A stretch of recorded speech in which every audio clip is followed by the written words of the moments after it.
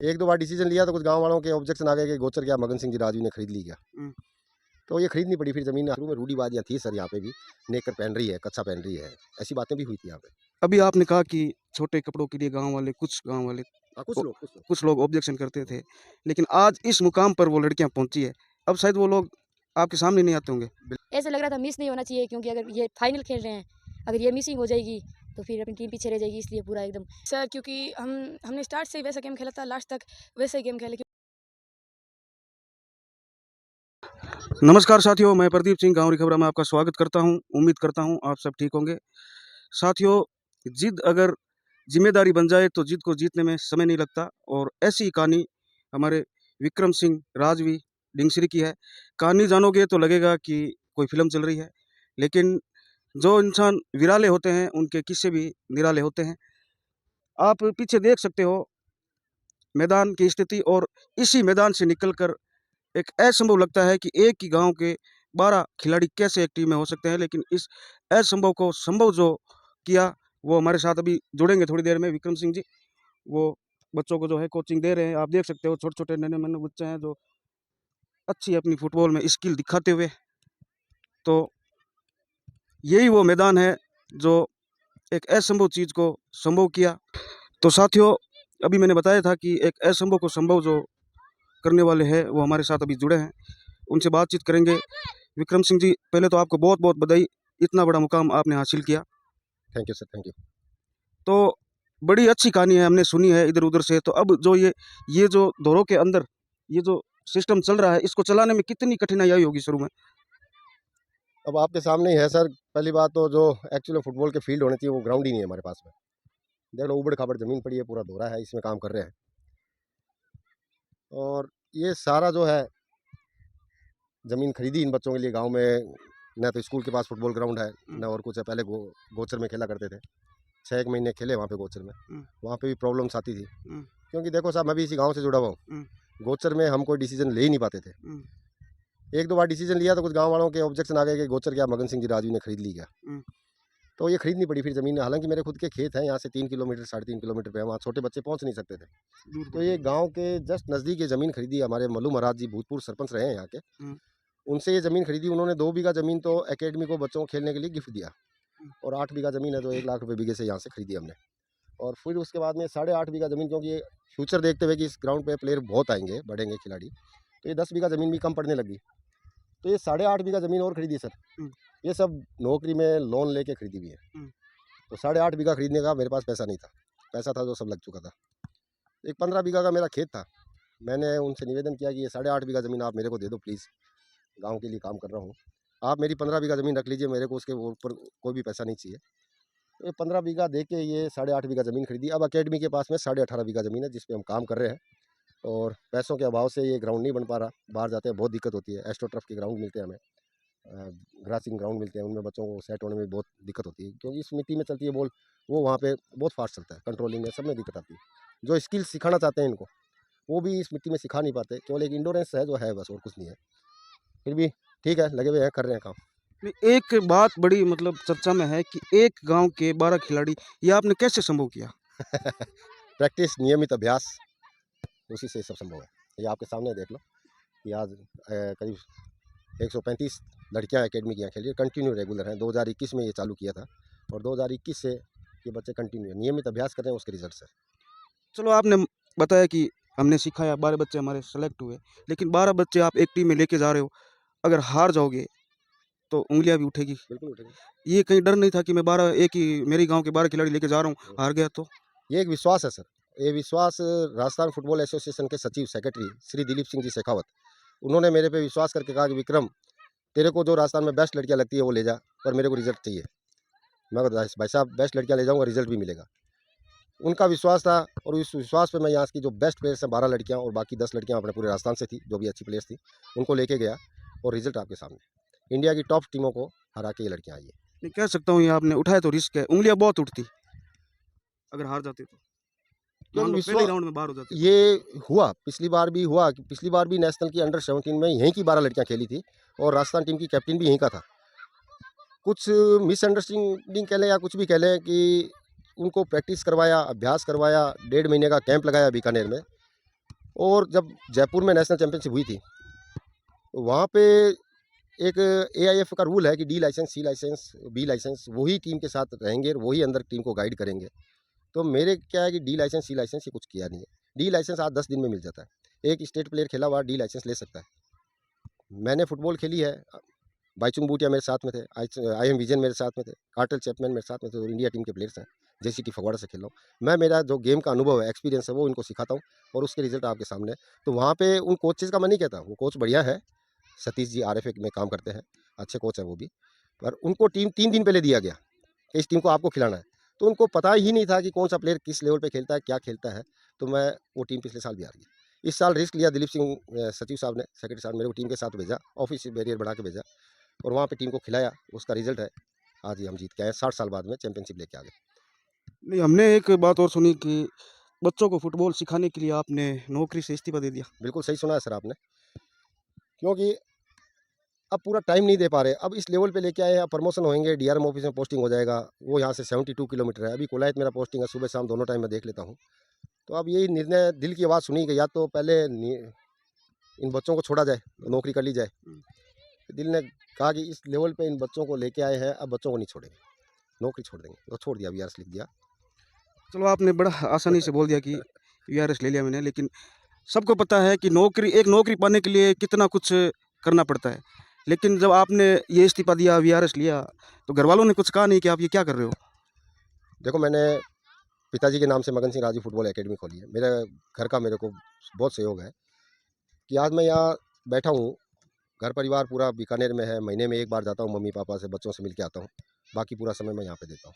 और आपको एक बात और बताऊँ, जब मैं 2021 में चालू किया तो मैं मेरी सैलरी का केवल 20,000 रुपये घर पे देता हूँ, और बाकी पूरी सैलरी इन बच्चों पे यहाँ पे लगती है। इन ग्राउंड की किस्तों में लगती है, और बच्चों के जो बोलने लानी पड़ती है, इनमें सब में इनमें पैसा लगता है। और ये निर्णय भी मैंने घर में बैठ के किया, बात की सभी परिवार को बैठा के, मैं कहा बताइए क्या किया जाए। तो मेरे पूरे परिवार ने एक राय होकर ये बोला कि आप नौकरी छोड़ो और आप इन बच्चों को नहीं छोड़ना, इन बच्चों को आप आगे खिलाओ। तो अब वो वीआरएस लिया है। पहले 20,000 देते थे, अब पेंशन बढ़ेगी 39,000, 20,000 और देंगे, 19,000 से ये काम चलाएंगे। और आपके चैनल के माध्यम से कोई भामाशाह आके अगर कोई सहयोग कर दे तो धन्यवाद है उनका, मोस्ट वेलकम है। ज़रूर करेंगे और करवाने की भी कोशिश करेंगे। तो ये जब खेल आपने यहाँ शुरू किया, तब इतने खिलाड़ी नहीं होंगे आपके पास। क्रिकेट का अगर आप नाम लेते तो आ जाते। फुटबॉल को जब आपने नाम लिया होगा, फुटबॉल का, तो कितना कठिन रहा होगा आपके पास ये खिलाड़ी इतने इकट्ठा करने, गाँव वालों को समझाना। फुटबॉल का पता ही नहीं किसी को, क्रिकेट का ठीक है पता है, ये कितना कठिन रहा होगा? देखो, ये तो कठिनाई आई थी शुरू में। पहले मेरे पास में केवल बॉयज़ थे, बॉयज़ को सिखाता था मैं। और लड़कियों को खुद के गांव में ही बाहर लाना बहुत संघर्ष का काम हुआ। बड़े समझा बुझा के लेके आए, कई बच्चे आए भी, छोड़ के भी गए। पर जो बच्चियां खेल रही, उनके पेरेंट्स ने मेरे पे पूरा विश्वास रखा, और वही बच्चियां हैं जो अभी ये नेशनल चैंपियनशिप खेल के आई हैं। आपको बताऊं कि उन्होंने कभी आके मेरे को नहीं पूछा कि हमारी बच्चों को कहाँ ले जा रहे हो, क्या कर रहे हो, कैसे खिला रहे हो। उनके विश्वास पे ये बच्चियां खड़ी हुई थी। पहले शुरू में रूढ़ीवादियाँ थी सर, यहाँ पे भी नेकर पहन रही है, कच्छा पहन रही है, ऐसी बातें भी हुई थी यहाँ पे। ये बच्चियां भी सेमी सी आती थी, पर ये निरंतर इनकी लगन, इनको भी मालूम था कि ये जो अचीवमेंट मिल रहा है इसको प्राप्त किया जाए। और आज ये आपको बताऊं कि मेरे को बड़ी खुशी है कि 2021 में चालू की 46 बच्चे यहाँ से नेशनल हैं, उसमें से 44 गर्ल्स हैं, 2 बॉयज़ नेशनल हैं, बाकी 44 लड़कियाँ नेशनल के लिए। अभी आपने कहा कि छोटे कपड़ों के लिए कुछ गाँव वाले, हाँ, कुछ लोग ऑब्जेक्शन करते थे, लेकिन आज इस मुकाम पर वो लड़कियां पहुंची है। अब शायद वो लोग आपके सामने नहीं आते होंगे। बिल्कुल नहीं आते साहब। और मैं कह रहा हूँ, ये नेशनल चैंपियनशिप जीतने के बाद में मेरा गाँव पहली बार, जो हमें तो ये था कि नेशनल चैंपियनशिप जीत के आए हैं, जाना है गांव में, वापस प्रैक्टिस करनी है। कभी भी कोई सम्मान नहीं हुआ इन बच्चों का। 44 बच्चियाँ खेल के आई, स्टेट विनर हम लगातार 2 साल से चल रहे हैं, स्कूली और ओपन दोनों खेल रहे हैं। और पिछले साल भी 12 नेशनल खेल के आई। मेरे को अभी भी ये था कि हम नेशनल जीत के आए हैं, स्टेट चैंपियनशिप जीती है, नेशनल प्लेयर्स भी हैं, मगर जाना है और जाके अपने को तो खेलना है, प्रैक्टिस करानी है। पर इस बार मेरा गाँव पूरा जुड़ा, और सभी में हमें बीकानेर रेलवे स्टेशन पर आए, गाँव में सम्मानित किया, जिसके ये बच्चे रियल में हकदार हैं। और पहली बार यहाँ गाँव ग्राउंड में फंक्शन हुआ, उन्होंने चला के किसी ने हेल्प की, जितनी भी की वो हेल्प बड़ी है। मतलब हमें कल हेल्प में 44-45 हज़ार रुपये मिला, हमारे लिए बड़ा है कि इस तरह से गांव जुड़ेगा तो हम बहुत आगे बढ़ जाएंगे। नहीं, उम्मीद करते हैं कि आगे अब इस तरह से लड़कियों का खेल देख के सरकार भी कुछ करेगी। करे तो बहुत ही बढ़िया सर।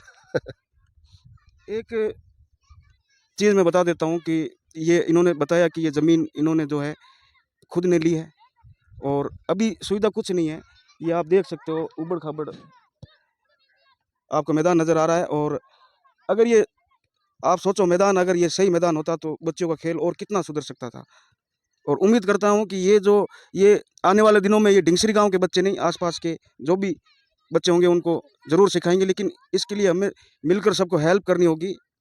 हमारे साथ राजस्थान जो अभी चैंपियन बनकर आई है टीम, उनके कप्तान हैं संजू, बातचीत करते हैं। तो चैंपियन बनकर कैसा लग रहा है आपको? चैंपियन बनकर बहुत खुशी हो रही है, हमसे भी ज़्यादा हमारे गुरु को खुशी हो रही है। एक ये मैं जर्सी नंबर 7 देख रहा हूँ। जर्सी नंबर 7 का खेल में अगर फुटबॉल में बात करें या क्रिकेट में बात करें बड़ा ही नाम रहा है और आज राजस्थान में भी आपने 7 नंबर जर्सी पहन के बड़ा नाम कर दिया। क्या इस जर्सी के पीछे क्या कारण है 7 नंबर के पीछे? क्या जर्स रोनाल्डो या अपना ही कुछ कारण है? अपना ही कुछ कारण है, रोनाल्डो का कारण नहीं है। कोई सी भी जर्सी पहनो, खेलना तो अपने को ही है।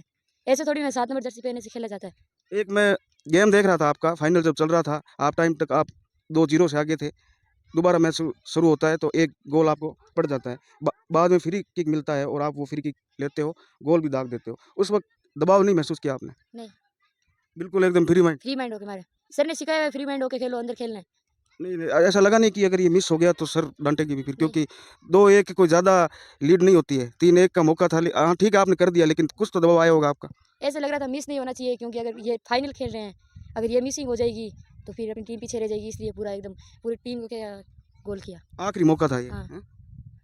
अब आगे क्या चाहते हो कि इंडिया से खेलो? यस। अच्छा, कौन सा खिलाड़ी है जिसे देखकर लगता है कि मेरा भी खेल इस तरह का हो? एम्बापे, जो वर्ल्ड कप में खेला था बराबर गोल होके फिर भी उसने गोल मारे। तो ये हमारे साथ राजस्थान के कप्तान संजू थे। अब और हम खिलाड़ी से बात करेंगे, गोलकीपर है। तो हमारे साथ राजस्थान जो अभी चैंपियन टीम बनी है उनकी गोलकीपर है मुन्नी बाम्बू, उनसे बातचीत करते हैं। चैंपियन बनकर आपको कैसा लग रहा है? बहुत अच्छा लग रहा है सर। एक मैं गेम की बात करता हूँ, गेम देख रहा था, लास्ट में आप 3-1 से आगे थे, लेकिन लास्ट 15 या 20 मिनट में बड़े तेज़ हमले हो गए थे आप पर, लेकिन आपने कैसे भी करके बचाव किया। तो उस वक्त आपको ऐसा दबाव महसूस नहीं हुआ? नहीं सर, क्योंकि हमने स्टार्ट से ही वैसा गेम खेला था, लास्ट तक वैसे ही गेम खेले, क्योंकि लूज़ पड़ गया तो गोल हो सकता है, इसलिए स्टार्ट से लेके लास्ट तक ऐसे ही खेलना चाहिए। नहीं, लास्ट में हमले तो बहुत तेज़ हुए, ये तो आप मानते हो हमले तेज़ हुए, लेकिन आपने बचाव बड़े ज़बरदस्त किए। अगर एक आधा भी आप चूक जाते तो फिर कोच साहब का भी डर था हाँ, कि कोच साहब डांटेंगे। ऐसे डर तो था। चलो, इस ग्राउंड पर खेलते खेलते उस ग्राउंड में गए तो एडजस्टमेंट में कितना टाइम लगा या फिर कोई फ़र्क नहीं पड़ा? नहीं, प्रैक्टिस पे गए थे एक दिन, उसमें ग्राउंड सेट हो गया था। अच्छा, एक दिन वो प्रैक्टिस मैच खेला होगा, उसमें आप हाँ। सही हो गए थे। चलो, ये हमारे साथ खिलाड़ी मुन्नी बाम्बू, जिन्होंने आने वाले दिनों में निश्चित तौर पर टीम इंडिया में खेलते हुए नजर आएंगे। हम कोच साहब, राजस्थान को आपने 12 खिलाड़ी दिए, उम्मीद करते हैं इंडिया में कम से कम 6 खिलाड़ी आप इस गांव से ज़रूर दोगे एक बार में। आने वाले समय में इंडिया टीम में नोखा तहसील के प्लेयर, बीकानेर ज़िले के प्लेयर आपको देखने को मिलेंगे हर कैटेगरी के अंदर। एक जो लक्ष्य लेके उतरी है मगन सिंह राजू एकेडमी, केवल डिस्ट्रिक्ट नेशनल खिलाने के लिए नहीं उतरी, देश को विश्व के बेहतरीन फुटबॉल प्लेयर्स बना के हम यहाँ से देंगे। ठीक है। अच्छा, आजकल एक अच्छा सिस्टम हो रखा है, लीग बड़ी चल रही है, जैसे हमारे इंडिया में चल रही है, तो इस लीग में भी बच्चों का कभी आजमाओगे? लीग हम खेल भी रहे हैं, और जैसे अभी खेलो इंडिया लीग हुई थी अंडर 13, अंडर 15 और अंडर 17, तो तीनों चैंपियनशिप मगन Singh Raju football academy winner है। और उसके बाद में अभी अपनी यहाँ की 3 गर्ल्स गुजरात लीग खेल के आई हैं। तो साथियों, हमने कोच साहब से बात की, खिलाड़ियों से भी बातचीत की। साथियों, कोच साहब की मेहनत है जो बहुत ज़्यादा है, और मैदान जो है, मैदान पर हालांकि मैंने देखा है, यहाँ पर मैदान पर ठीक है आप फुटबॉल खेलना सीख रहे हो, अच्छी बात है, लेकिन स्किल जो होती है फुटबॉल की मैन, वो आप इस ग्राउंड पे कभी नहीं सीख पाओगे, क्योंकि बॉल है वो आगे नहीं चलता है, बड़ी कठिनाई आती है बॉल को चलाने में, और जब मैदान पर बॉल चलता है ना, तभी स्किल है वो अच्छे से काम करती है।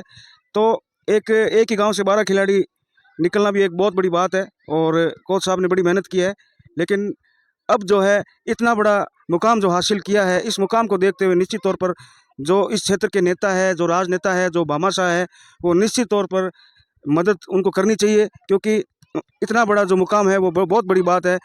फुटबॉल जो है एक ऐसा गेम है जो हमेशा भारत में इतनी तवज्जो नहीं दी गई है, लेकिन उसके बावजूद एक रेतीले दौरों में इस तरह से फुटबॉल के खिलाड़ी निकलना एक अपने आप में बहुत बड़ी बात है। तो जितने भी राजनेता है, जितने भी भामाशाह है उनको आगे आना चाहिए। और ये जो मैदान है इसको लेकर जो एक हरा भरा यहाँ पर मैदान तैयार हो, इसके लिए जो विक्रम सिंह जी है उनकी जो है निश्चित तौर पर मदद होनी चाहिए।